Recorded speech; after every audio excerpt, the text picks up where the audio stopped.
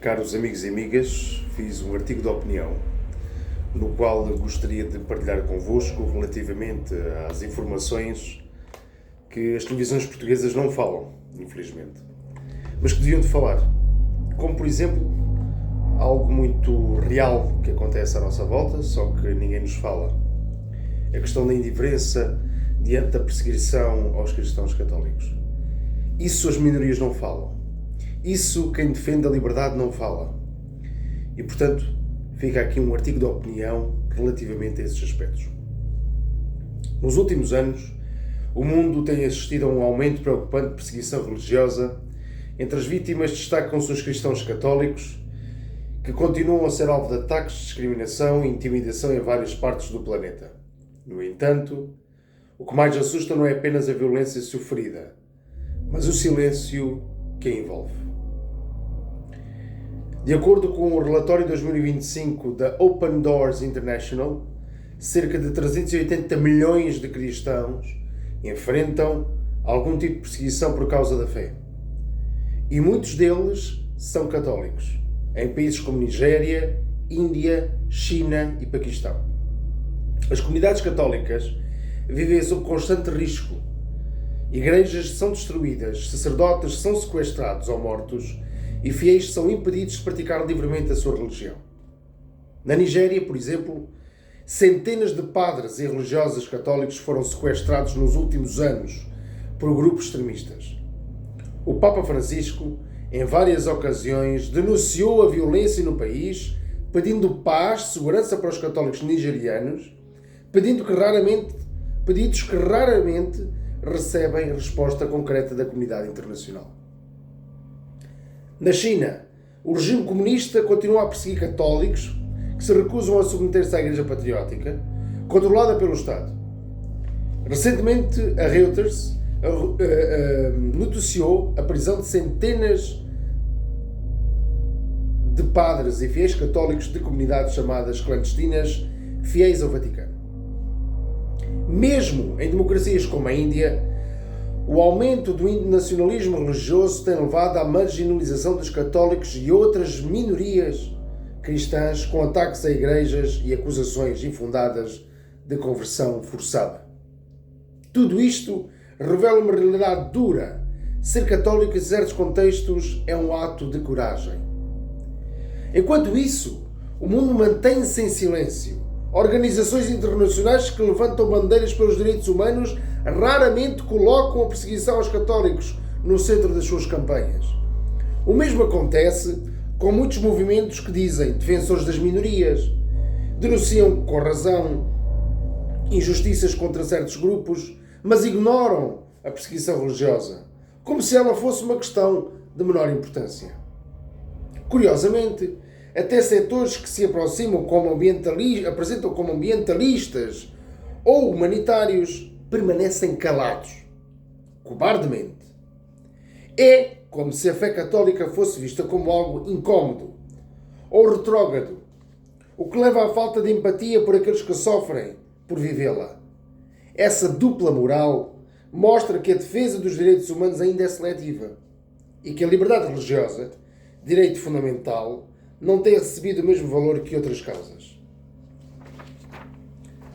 Porquê a indiferença? Primeiro, porque há interesses políticos e económicos envolvidos. Denunciar a perseguição em países como China ou Índia pode significar atritos diplomáticos ou prejuízos comerciais. Segundo, porque a fé católica é vista por alguns setores como uma herança do passado, o que faz com que a sua defesa seja tratada com desdém ou até hostilidade. Terceiro, porque existe uma competição de causas. O espaço mediático e político é limitado e as histórias de padres mortos ou comunidades atacadas não rendem manchetes tão chamativamente quanto outros temas. Tudo isto contribui para um clima de normalização da violência contra os católicos, como se fosse aceitável em pleno século XXI que alguém seja morto ou preso apenas por professar a sua fé. É preciso romper o silêncio. A perseguição aos católicos é uma questão isolada ou regional. Não é, afirmo.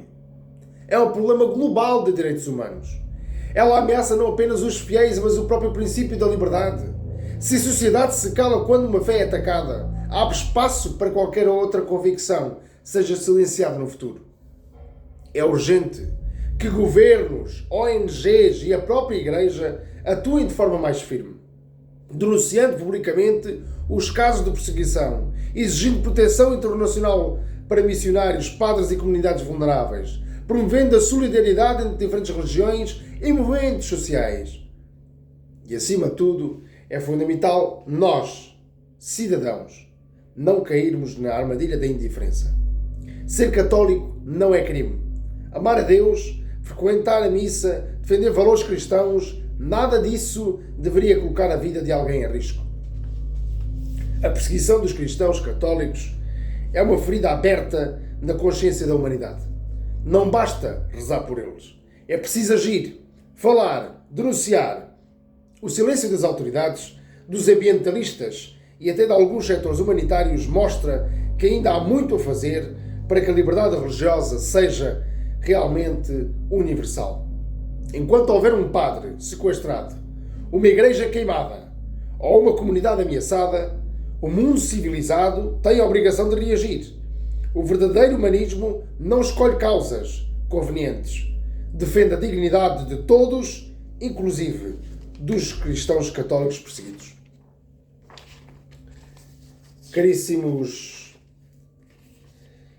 vivemos tempos de abertura total. As fronteiras tornaram-se mais porosas. A circulação de pessoas é uma realidade inevitável. E Portugal, como membro da União Europeia e país de tradição acolhedora, tem recebido cada vez mais pessoas diferentes, nacionalidades, culturas e religiões. Essa diversidade, quando bem integrada, pode enriquecer o país. Mas quando ocorre sem consciência histórica ou respeito pelas raízes nacionais, transforma-se numa ameaça à própria identidade portuguesa. Portugal sempre foi um país de encontros. Desde os descobrimentos abrimos portas ao mundo. Levámos a nossa língua, a nossa cultura e fé a outros continentes. E recebemos de volta influências que ajudaram a moldar a nossa maneira de ser. No entanto, é importante recordar que esta abertura sempre se deu a partir de uma base sólida, a fé cristã e a tradição católica. Foi uma fé que durante séculos sustentou a nacionalidade, até a resistência contra invasores e ditaduras. Colonistas, historiadores, de Dom José Armando Saraiva, a Miguel Torga, de António Barreto, a João César Neves, têm frequentemente sublinhado que a cultura portuguesa nasceu da síntese entre a fé católica, a língua e a terra. Sem esses elementos, Portugal não seria Portugal.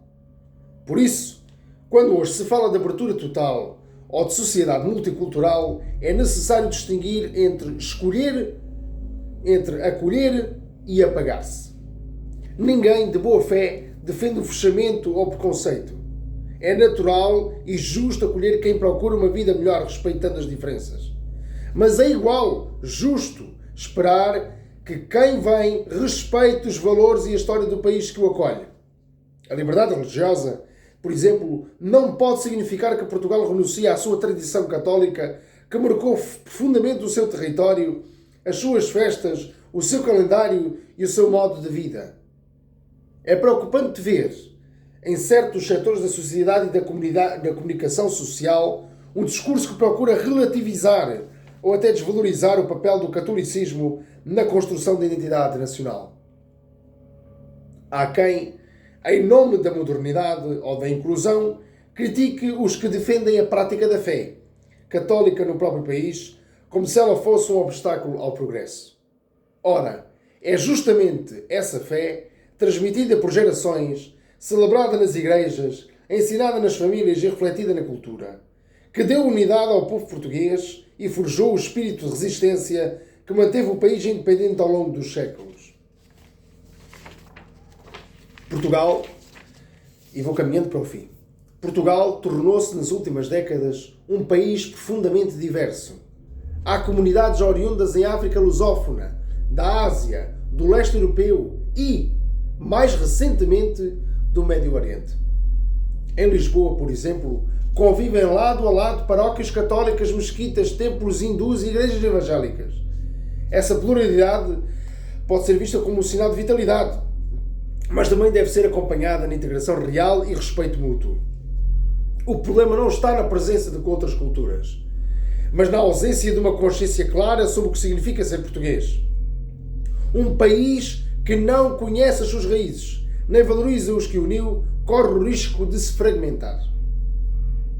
E quando a fé, a língua e os valores que lhes deram origem são tratados como peças do museu, abre-se espaço para a conclusão, para a confusão, o relativismo e a perda de coesão social.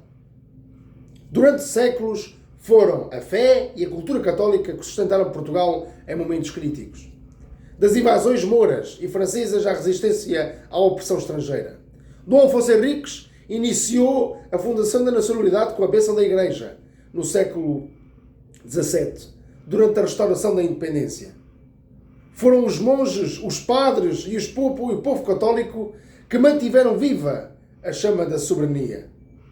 Ser português sempre significou, de algum modo, ser herdeiro dessa tradição espiritual e cultural. Hoje, quando alguns colunistas e comentadores criticam quem insiste em viver e praticar essa fé, esquecem que é graças a ela que Portugal sobreviveu como nação livre e unida. A fé católica não é inimiga da modernidade, é parte da sua base moral e cultural. Negá-la é apontar a alma do país. E concluo. Portugal deve continuar a ser uma nação aberta, hospitaleira e solidária, mas a abertura não pode vir à custa da renúncia às suas raízes. Ser acolhedor não significa esquecer quem somos. A multiculturalidade só será verdadeira se respeitar o que encontrou. E os que encontrou em Portugal é uma cultura com séculos de história, construída sobre a fé, a liberdade e a unidade de um povo. Em tempos de globalização, é urgente recordar uma verdade simples. Quem não sabe de onde vem, nunca saberá para onde vai. Portugal pode acolher o mundo, mas não deve perder a alma que tornou Portugal. Caríssimos amigos e amigas, fica aqui este pequeno discurso, este artigo de opinião relativamente à perseguição aos cristãos, à abertura das nossas portas do nosso país para quem quer vir para cá viver e trabalhar, mas sempre com a consciência que não podemos perder as nossas raízes. Fundamentalmente é isto. E espero que depois daquilo que escutaram, deste pequeno texto, deste pequeno artigo que eu escrevi com muito cuidado, com carinho, espero que entendam verdadeiramente que é preciso defender mais que nunca a nossa pátria e respeitarmos uns aos outros como assim deve ser. A todos, um bem-aja.